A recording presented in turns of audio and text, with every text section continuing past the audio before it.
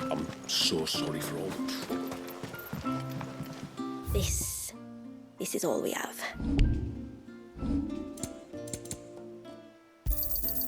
May it serve you well. Here you are.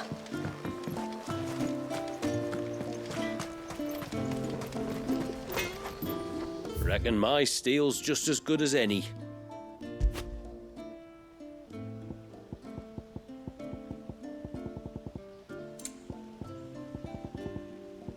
Can't be done. You can't expect me to make something out of nothing.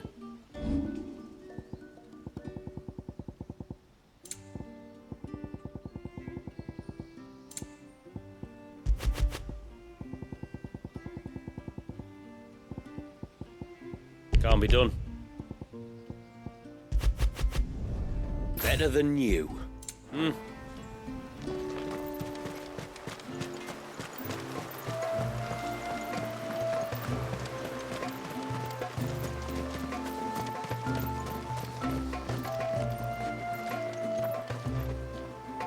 My lord, might I have a moment of your time?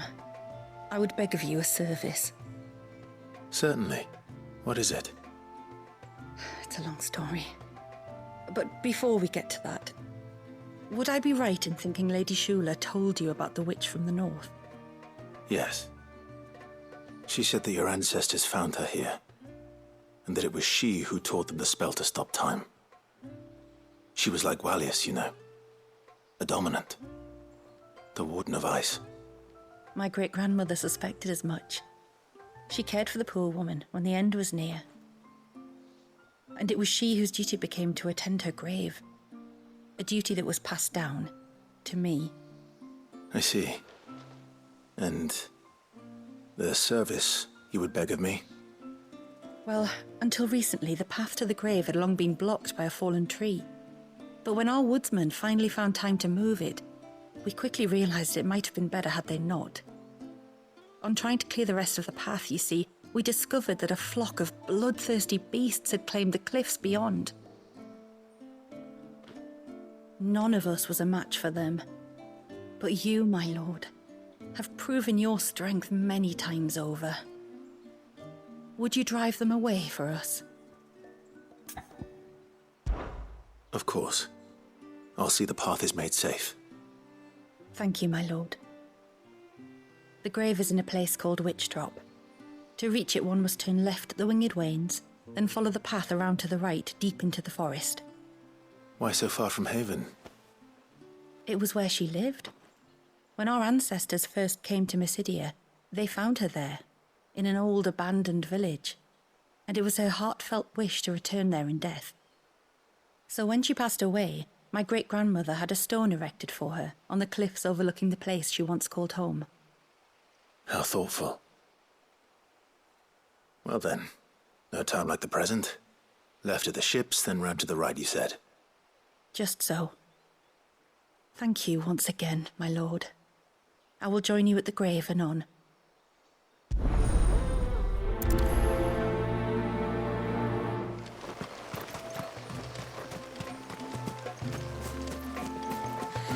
And then I dreamed I saw them.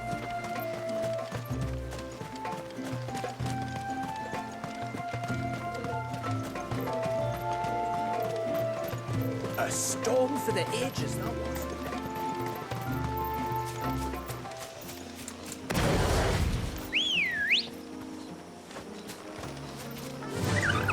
Faster!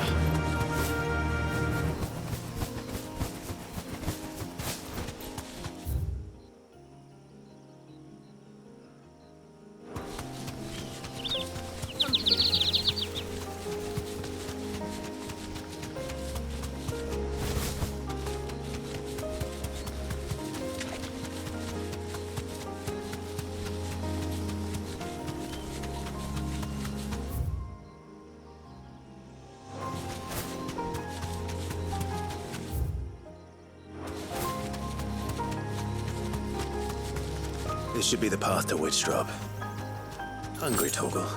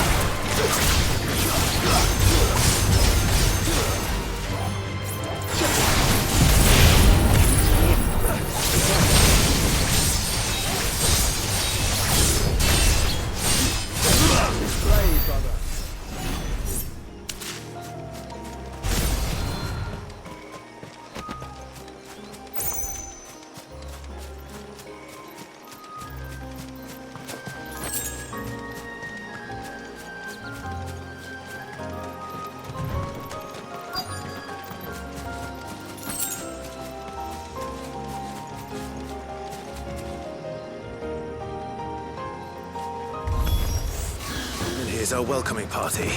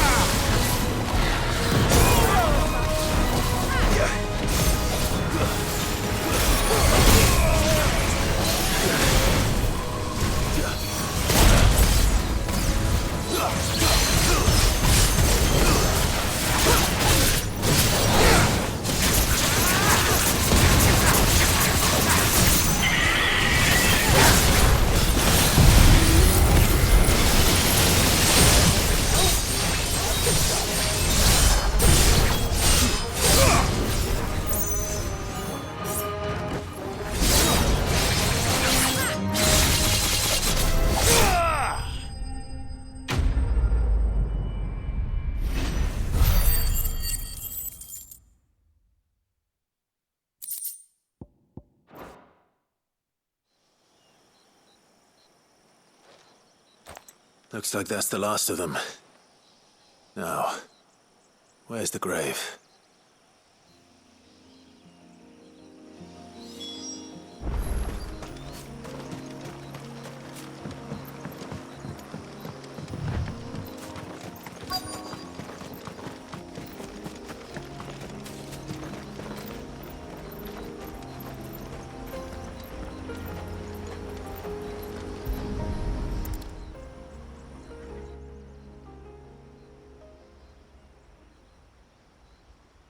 This must be it.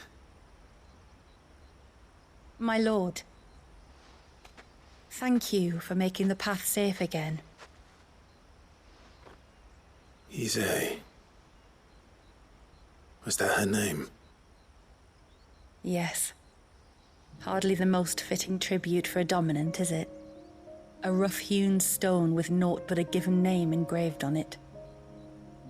But my ancestors had only been here a matter of weeks when she passed. Every day was a struggle to survive. They had neither the time nor the energy to devote to a more elaborate memorial. Yet they spared what they could to grant her wish, that even in death she might continue to watch over her home.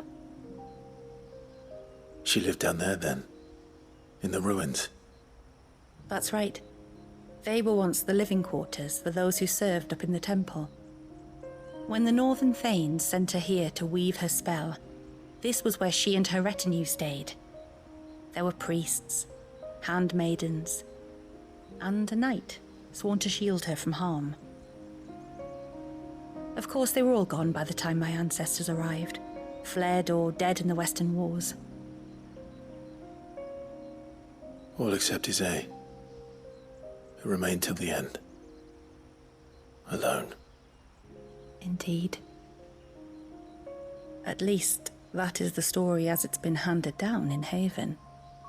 But there is an epilogue to the tale. One known only to Lady Shula and myself. Some years after XVI's passing, you see, my grandmother came here to tend the grave. and found a stranger kneeling before it, a knight dressed head to toe in plate. She asked of him who he was and whence he had come, but received no answer. The only words he spoke were, "Tell me true, whose grave is this?" So she told him of how her people had met and cared for Issei, and how she had died. His only reaction was to stare up at the Heir of Hours in silence. Then he left, never to be seen again. You said he was wearing plate. Was it black and gold? Do you know something of him? When we went up to the Heir of Hours to unravel the spell, we were set upon by a shade in the shape of a knight in full plate. It manifested in front of the Vare, and in its ether, I felt Shiva, the witch. You think this may have been the same man my great-grandmother met? Issei's knight? I don't know. Maybe. All I can say for sure is it was intent on protecting her creation. Or perhaps her spirit? What remained of her ether, preserved in the Vare? Perhaps his spirit too became enraveled in her spell, frozen in an eternal vigil. Till we ended it.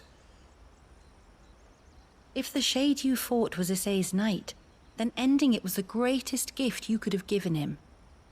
Now he can return to the sea, to be with his lady once more. And if his spirit should ever return here to visit her grave, I shall ask his name, that I might carve it in the stone next to hers. That they might be together. Once and for all.